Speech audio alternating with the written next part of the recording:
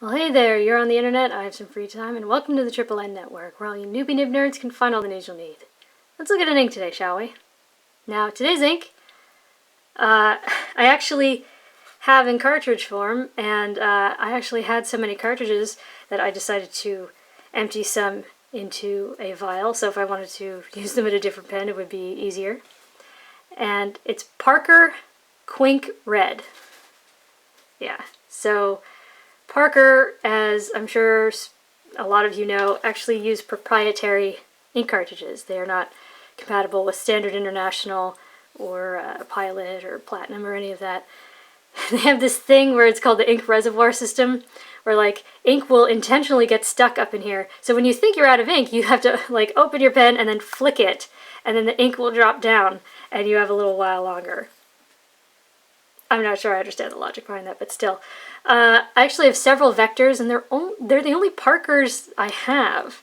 But yeah, they definitely serve their purpose. All the tests were done in this red Parker vector. I decided to do the matchy-matchy thing with a fine nib, and actually the first couple pages of the test, something was off about it, and so about midway through the second paper test, the Rhodia test, I took it apart and did an intensive clean out, and then it started to behave just fine. But these pens generally are known for being very dry. As you can see, there is an almost invisible slit in the nib there, and they're very small.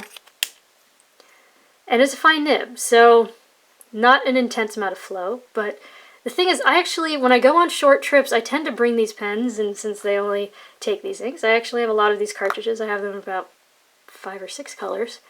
And usually when I go on short trips and I want to bring a notebook, it'll actually end up being a Moleskine, and I end up using this ink on this terrible paper, and it doesn't always do so bad, so it's got its place, I guess. Check out the chromatography, shall we?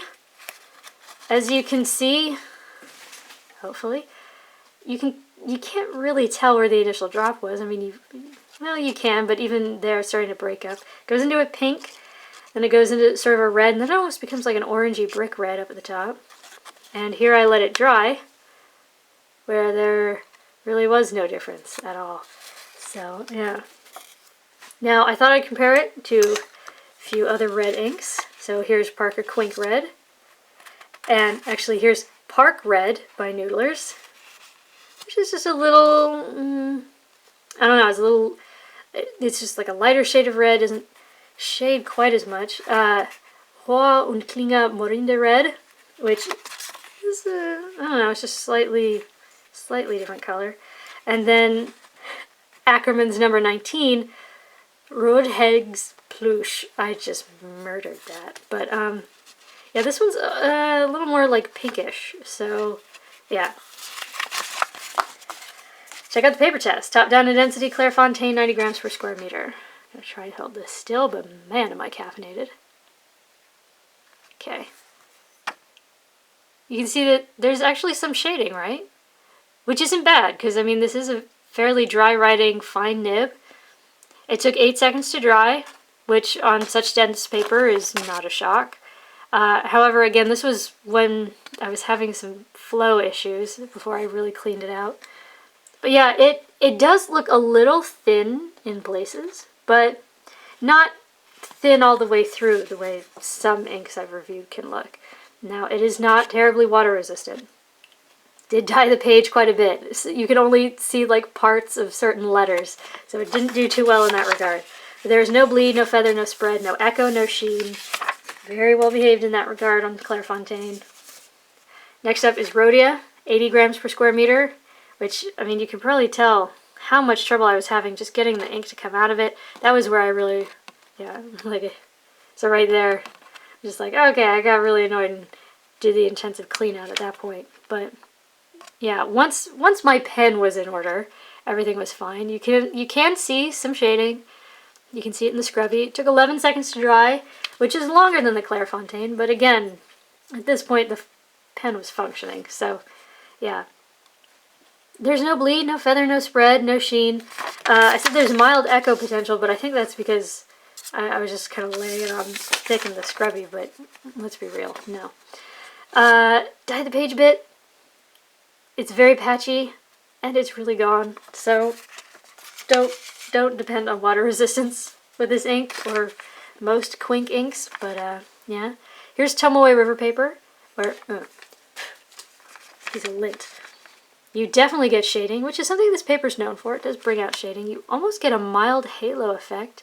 I kind of want to put this ink in a very wet nib and try it out on some Tomoe River. 11 seconds to dry, which for such hydrophobic paper is really not bad. But yeah. It's a very simple shade of red. Schaefer's Script Red is my go-to for a basic red if I don't need something with any water resistance whatsoever. However, this one is very similar in that regard. And again, comes from a brand with proprietary cartridges. But anyways, yeah, no bleed, no feather, no spread, no sheen. I don't think there's much echo potential because this is not a super dark red. But again, it's all about personal preference, so it's always to taste. Now, it did not do well with water, but it didn't do as badly as we saw in the Rhodia, which is kind of amusing. Because this paper loves to let ink slide away when you add more water. And most letters is gone, so... Next up is 20-pound copier paper. And actually, I did this test maybe almost a year ago. So this was when I was trying to find something a step up from the world's worst copier paper. And I did find something one step up from the world's worst copier paper. But, yeah, as you might be able to tell... there is spread.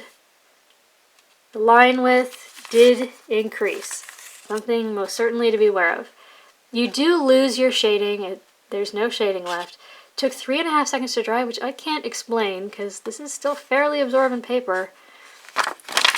So you get near bleed in spots, but now that I look at it, it's nothing compared to what we usually see with the paper I have now. So I'm not going to complain. I say there's feathering, but I really don't see any. If anything, you get a mild woolliness in spots, but that's about it. I don't see any actual feathers. And that's why I like using this ink in like a fine, semi-dry writing vector on cheap paper. It just works. But yeah, did dye the page. It did get pretty patchy, but since absorbent paper tends to sort of soak ink deeper into the paper, it makes it harder to wash out. So you do have a bit more remaining than we've seen before. Next up is Mead Notebook Paper, which is thinner than 20-pound copier paper, but once again, outperforms. You actually retain a tiny bit of shading, which is nice. 3.5 seconds to dry.